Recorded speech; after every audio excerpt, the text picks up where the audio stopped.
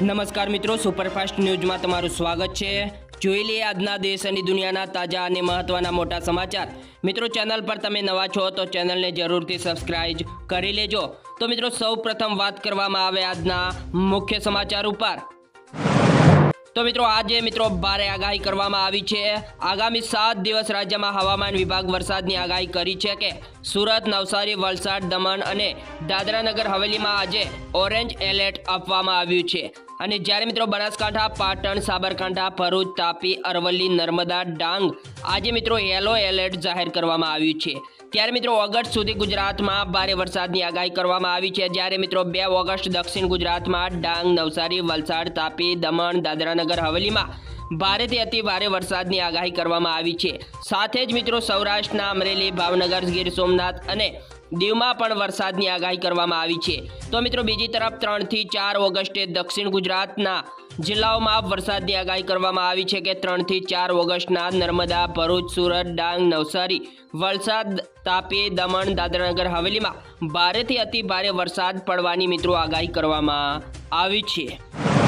તો બીજા એક સૌથી મહત્વના સમાચાર મળી રહ્યા છે। હવે મિત્રો રોડ એક્સિડન્ટનો ભોગ બનતા લોકો માટે ગડકરીએ મિત્રો લાવ્યો છે નવો પ્લાન। જ્યાં દોસ્તો દેશમાં દર વર્ષે લાખો લોકોના મોત માર્ગ અકસ્માતના સમયસર સારવાર ન મળવાને લીધે મિત્રો મોત થતા હોય છે। ત્યારે મિત્રો સુપ્રીમ કોર્ટ આ મામલે ગંભીરતા દર્શાવતા સરકારે આદેશ આપ્યો હતો કે માર્ગ અકસ્માતમાં લોકોની મદદ માટે પગલાં લેતા નવી પોલિસી ઘડી છે। એટલે કે જેના વિશે લોકસભામાં જાણકારી આપી હતી કે જે અનુસાર માર્ગ અકસ્માતમાં પીડિતાને કેશલેસ સારવાર આપવા યોજના તૈયાર કરવામાં આવી છે। અને આ પાયલોટ પ્રોજેક્ટ ટ્રાયલ સ્વરૂપે મિત્રો ચંદીગઢ અને અસમમાં મિત્રો શરૂ થઈ ચૂક્યો છે। ત્યારબાદ મિત્રો વધુ એક બીજા સૌથી મહત્વના સમાચાર મળ્યા છે। ગુજરાતમાં કોંગ્રેસની ન્યાય યાત્રા શરૂ અને મોરબી અને રાજકોટના પીડિતોને ન્યાય આપવામાં માંગ, રાહુલ ગાંધી પણ જોડાશે। જ્યાં દોસ્તો આના વિશે વિગતથી વાત કરવામાં આવે તો ગુજરાત કોંગ્રેસ દ્વારા મોરબી બ્રિજ દુર્ઘટના અને રાજકોટ અગ્નિકાંડના પીડિતોને ન્યાય આપવા માટે 9 ઓગસ્ટથી ન્યાય યાત્રા કાઢવામાં આવશે। અને મિત્રો 300 કિલોમીટરની ન્યાય યાત્રા મોરબીથી શરૂ કરીને ગાંધીનગર ખાતે પહોંચશે અને મોરબીથી શરૂ કરીને રાજકોટથી સુરેન્દ્રનગર, સુરેન્દ્રનગરથી અમદાવાદ અને છેલ્લે મિત્રો અમદાવાદથી ગાંધીનગર સુધીનો પદયાત્રાનો રૂટ રહેશે। તો હાલ અત્યારે બીજા એક સૌથી મહત્વના સમાચાર મળી રહ્યા છે। જૂના શિક્ષકોની ભરતી પ્રક્રિયા પોર્ટલ દ્વારા ઓનલાઈન કરાશે અને શિક્ષણ વિભાગ દ્વારા સૂચનાઓ પણ જાહેર કરવામાં આવી છે।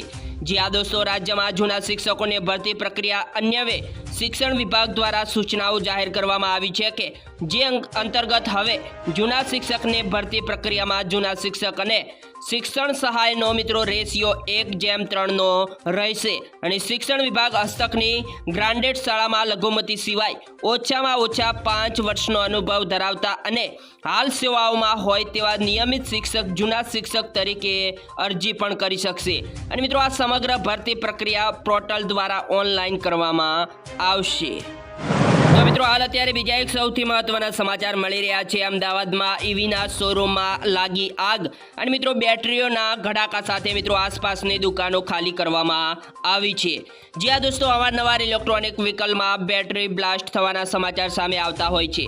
ત્યારે મિત્રો પરંતુ આજે અમદાવાદ શહેરના અસારવા વિસ્તારમાં આવેલા ઇલેક્ટ્રોનિક વ્હીકલના શોરૂમમાં આગ લગાવવાની ઘટના સર્જાઈ હતી। અને મિત્રો આ આગ લાગતા શોરૂમમાં રહેલી બેટરીઓ ધડાધડ ફાટવા લાગી હતી, જેના લીધે મિત્રો શોરૂમના કાચ પણ તૂટી ગયા હતા। અને ઘટનાની જાણ થતાં ફાયર બ્રિગેડની ટીમ તાત્કાલિક ઘટના સ્થળે પહોંચી ગઈ હતી અને આસપાસની દુકાનો પણ ખાલી કરવામાં આવી હતી।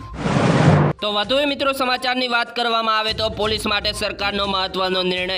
જ્યાં દોસ્તો રાજ્ય પોલીસ વડાએ ગુરુવારે રાજ્યના 233 પોલીસ સબ ઇન્સ્પેક્ટરને પોલીસ ઇન્સ્પેક્ટરનું પ્રમોશન આપવામાં આવ્યા હતા। અને મિત્રો ત્યારબાદ હવે ગૃહ વિભાગે મહત્વપૂર્ણ નિર્ણય લીધો છે। પોલીસની બદલીના નિયમોમાં મોટો ફેરફાર કર્યો છે, જેથી હવે મિત્રો પહેલાની જેવી લાગ વળગ અને લાલિયાવાડી ચાલશે નહીં। તો હાલ અત્યારે મિત્રો બીજા એક સૌથી મહત્વના સમાચાર મળી રહ્યા છે। ચીન પર વધુ એક સર્જિકલ સ્ટ્રાઇકની તૈયારી।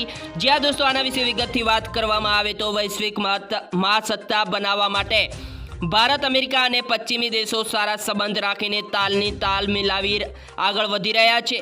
તો મિત્રો બીજી તરફ દરેક ક્ષેત્ર ભારતના કટ્ટર પ્રવૃત્તિ ચીનને લપડાક આપવા પણ કટિબદ્ધ છે અને ભારત સરકાર ચીન પર વધુ એક સર્જિકલ સ્ટ્રાઇકની તૈયારી કરી રહ્યું છે. અહેવાલ અનુસાર મિત્રો ભારત 3 મહિનામાં 400 ચીની કંપનીઓની માન્યતા રદ કરી શકે તેમ છે. તો હાલ અત્યારે મિત્રો બીજા એક સૌથી મહત્વના સમાચાર મળી રહ્યા છે. આબ ફાટ્યું છે, નદીઓમાં ઘોડાપૂર આવ્યા છે અને અનેક લોકો તણાયા પણ છે એ મિત્રો વરસાદના કારણે. જ્યાં દોસ્તો આના વિશે વિગતથી વાત કરવામાં આવે તો દેશના અનેક રાજ્યોમાં ભારેથી અતિભારે વરસાદના કારણે નવજીવન અસ્તવ્યસ્ત થઈ ગયું છે. જ્યારે મિત્રો વાત કરવામાં આવે તો કેરળ, હિમાચલ અને ઉત્તરાખંડમાં મિત્રો ભારેથી અતિભારે વરસાદના પગલે ભૂસ્ખલનની ઘટનાઓ બની છે, જેના કારણે મિત્રો જાનમાલનું મોટું નુકસાન પણ થયું છે. અને હિમાચલની જેમ મિત્રો ઉત્તરાખંડમાં પણ સ્થિતિ ગંભીર છે અને ટિહરી અને કેદારનાથના બેમ્બલીના વાદળ ફાટવાના કારણે મિત્રો ભારે તબાહી મચી ગઈ છે. ત્યારબાદ મિત્રો સમાચારની વાત કરવામાં આવે તો એર ઇન્ડિયાના મુસાફરો માટે જરૂરી સૂચના આપવામાં આવી છે. મિત્રો ટાટા ગ્રુપની એરલાઇન કંપની એર ઇન્ડિયાએ પોતાના મુસાફરો માટે એક જરૂરી માહિતી જારી કરી છે અને એર ઇન્ડિયામાં શુક્રવારે પોતાના સત્તાવાર એક્સ એકાઉન્ટ પર તેની જાણકારી આપી હતી કે એર ઇન્ડિયાએ મિડલ ઇસ્ટમાં જારી સંકટ વચ્ચે ઇઝરાયલના તેલ અવીવથી આવતી અને જતી તમામ ફ્લાઇટ્સને તાત્કાલિક પ્રભાવના સસ્પેન્ડ કરવાનો નિર્ણય કર્યો છે. અને એર ઇન્ડિયાએ કહ્યું છે કે તેલ અવીવથી આવતી અને જતી તમામ ફ્લાઇટ્સને 8 ઓગસ્ટ સુધી સસ્પેન્ડ કરવામાં આવી રહી છે. અને મિત્રો એર ઇન્ડિયાના મુસાફરો માટે આ જરૂરી સૂચના પણ આપવામાં આવી છે. તો બીજા એક સૌથી મહત્વના સમાચાર મળી રહ્યા છે. અમદાવાદના વરસાદી પાણીનો કરાશે હવે મિત્રો સંગ્રહ. સીએમ ભૂપેન્દ્ર પટેલે ₹144 કરોડ ફાળવ્યા છે. જ્યાં દોસ્તો આના વિશે વિગતની વાત કરવામાં આવે તો મુખ્યમંત્રી ભૂપેન્દ્ર પટેલે અમદાવાદના મહાનગરપાલિકાને ઉત્તર, પશ્ચિમ, દક્ષિણ, પશ્ચિમ અને પશ્ચિમ એમ 3 ઝોનમાં વરસાદી પાણીના સંગ્રહ કરવાનું કહ્યું છે અને રેઇન વોટર હાઉસિંગના 7497 કામો હાથ ધરવા માટે ₹144.32 કરોડ રૂપિયાની ફાળવણી કરવાની સૈદ્ધાંતિક મંજૂરી આપી છે. અને સ્વર્ણિમ જયંતિ મુખ્યમંત્રી શહેર વિકાસ યોજના અન્યત્રે ખાનગી સોસાયટી જનભાગીદારીની યોજનામાં આ કામનું આયોજન અમદાવાદ મહાનગરપાલિકા કરશે. તો મિત્રો હવે વાત કરવામાં આવે તો સોનાના ભાવમાં મિત્રો આજે ફરી ભાવ વધ્યા છે અને ચાંદીમાં પણ ઉછાળો જોવા મળ્યો છે. જ્યાં દોસ્તો આના વિશે વિગતની વાત કરવામાં આવે તો કેન્દ્રીય બજેટમાં સોના ચાંદી પર કસ્ટમ ડ્યુટી ઘટતા સોનાના ભાવ ગગડ્યા છે, પરંતુ 1 ઓગસ્ટથી ફરી પાછી તેજી જોવા મળી છે, જેની પાછળનું કારણ વૈશ્વિક પરિબળો છે. અને મિત્રો આજે અમદાવાદની વાત કરવામાં આવે તો સોના ચાંદીમાં ₹500 થી 500નો વધારો જોવા મળ્યો છે અને અમદાવાદમાં સોનાની કિંમત આજે ₹500 વધી હાલ અત્યારે મિત્રો 73,000 પ્રતિ 10 ગ્રામ અને ચાંદીની વાત કરવામાં આવે તો 500 વધીને 84,500 પ્રતિ કિંગ્રા પર ક્વોટ થઈ હતી. અને મિત્રો આગામી સમયમાં સોનાના ભાવમાં વૃદ્ધિના સંકેતો જોવા મળ્યા છે. તો મિત્રો આ સાથે આપણા સમાચાર અહીંયા સમાપ્ત કરવામાં આવે છે. મિત્રો આવા સમાચાર જોવા માટે આપણી યુટ્યુબ ચેનલને જલ્દીથી લાઇક, શેર અને સબસ્ક્રાઇબ કરવા પણ વિનંતી. જય હિન્દ, જય ગરવી ગુજરાત, વંદે માતરમ.